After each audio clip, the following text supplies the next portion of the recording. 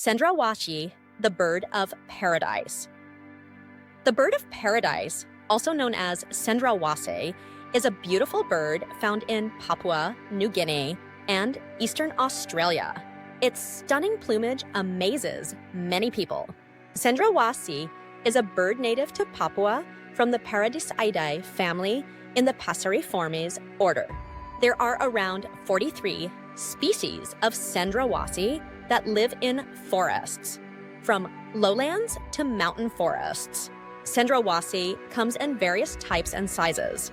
For example, the kingbird of paradise is 15 centimeters long and weighs 50 grams, while the curl-crested manucode is 44 centimeters long and weighs 430 grams. The longest species is the black sicklebill, with a tail length of 100 centimeters.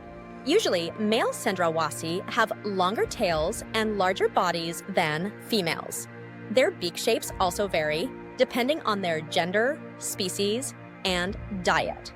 Cendrawasih are omnivores, meaning they eat fruits and small insects like spiders, crickets, and centipedes. Some species eat more fruit, while others prefer insects.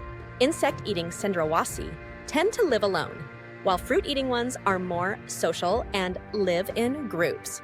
Male Cendrawasih have bright-colored feathers, such as black, red, yellow, blue, and green, which are used to attract females. In addition, they also perform beautiful dances as part of their efforts to draw the attention of females.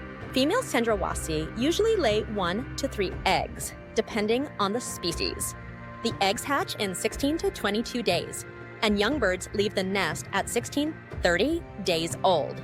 Due to their beautiful plumage, Cendrawasih have been hunted for centuries for decoration and clothing.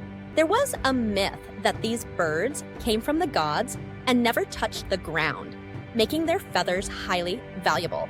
This hunting caused Cendrawasih to nearly go extinct.